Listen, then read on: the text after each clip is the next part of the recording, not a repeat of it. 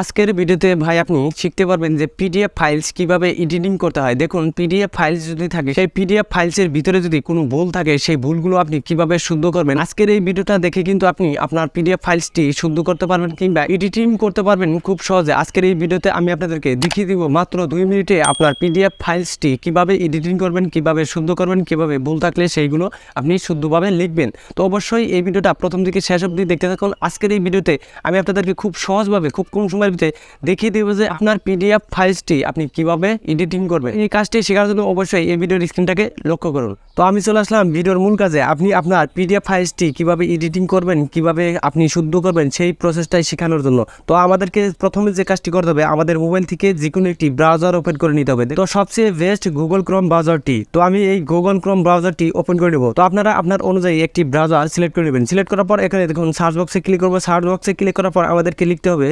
PDF editor online. PDF editor online লিখে আমরা search করব। সার্চ করার পরেই আমাদের সামনে এইরকম একটি পেজ শো করবে। শো করার পর আমাদেরকে যে কাজটি করতে হবে, দেখুন এখানে যে প্রথম অপশনটি আছে SEJDA, এই অপশনটিতে আমরা ক্লিক করে দেবো।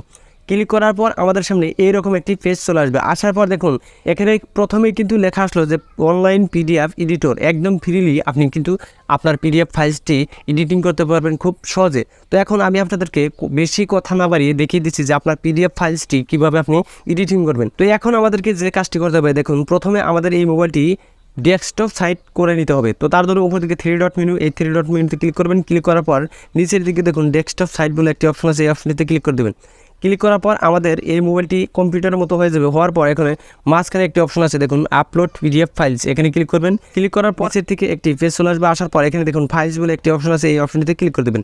ক্লিক করার পর আবারও আমাদেরকে রিডাইরেক্ট করে আমাদের গ্যালারিতে নিয়ে আসবে। নিয়ে আসার পর এখন আমি যেহেতু একটি পিডিএফ ফাইলস এডিটিং করতে চাই, সেই পিডিএফ ফাইলসটি আমি সিলেক্ট করব। পিডিএফে সিলেক্ট করার পরেই আমাদেরকে রিডাইরেক্ট করে এই পেজে নিয়ে আসবে। নিয়ে আসার পর এখন এখানে দেখুন আমার পিডিএফটি কিন্তু চলে আসলো। আসার পর এখন আমি আপনাদেরকে দেখিয়ে দিচ্ছি যে আপনি কিভাবে আপনার পিডিএফটি ভুল থাকলে সেই ভুলগুলো আপনি শুদ্ধ করবেন। তো দেখুন জাস্ট আমি এই পিডিএফ ফাইলসটি অল্প জুম করে নিব। জুম করে নেওয়ার পর এই পাশে দেখুন একটি অপশন আছে ডিসকাউন্ট আপলোড। যেহেতু এই অপশনটির এই পাশে দেখুন এখানে লেখা আছে 5.50, এখানে আমি 00 বানিয়ে দেবো। তো এই অপশনটিতে জাস্ট ক্লিক করব। ক্লিক করার পরে এই অপশন চলে আসলো। আসার পর এখান থেকে আমি এই অপশনগুলো আগে কেটে নিব। কেটে নেওয়ার পর আমি জাস্ট এখান থেকে বসিয়ে দেব 0.00। দেখুন জাস্ট এখানে আমি 0.0 বসিয়ে দিলাম। বসিয়ে দেওয়ার পরে কিন্তু এডিটিং হয়ে গেল। তো এখন জাস্ট আপনি মাল্টিপেড, মানে আপনি যদি কোনো নাম যুক্ত করতে চান কিংবা আপনি যদি কোনো ফাইলস যুক্ত করতে চান, সেই ফাইলসগুলো আপনি কিভাবে যুক্ত করবেন। দেখুন জাস্ট আপনি আপনার পিডিএফে একটি টাচ করবেন।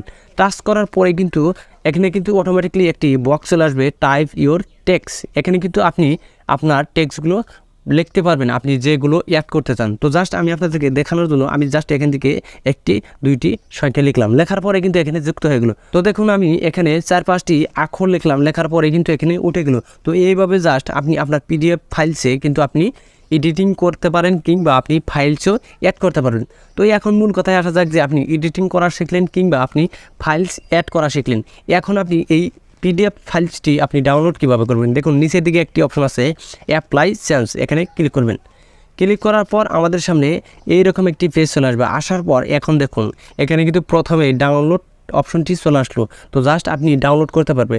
তো এই ডাউনলোড অপশনটিতে ক্লিক করে দেবেন। ক্লিক করার পরে কিন্তু আবারও ছোট্ট একটি পপআপ চলে আসলো, এখানে লেখা আসলো ডাউনলোড। তো ডাউনলোড বাটনে ক্লিক করলেই কিন্তু এই পিডিএফটি ডাউনলোড হয়ে যাবে। তো জাস্ট এইভাবে কিন্তু আপনার পিডিএফ ফাইলসটি সহজভাবে, সহজ উপায়ে আপনি এডিটিং করতে পারবেন খুব সহজ। তো হ্যালো ভিউয়ার্স, ভিডিওটা দেখে যদি একটু উপকার থাকে তাহলে অবশ্যই আমার সাথে থাকবেন। আর এইরকম টিউটোরিয়াল ভিডিও পাওয়ার জন্য আমার চ্যানেলটিকে সাবস্ক্রাইব করে রাখতে পারেন। তো আজকের জন্য এতটুকুই, আবার আসবো নেক্সট ভিডিও নিয়ে।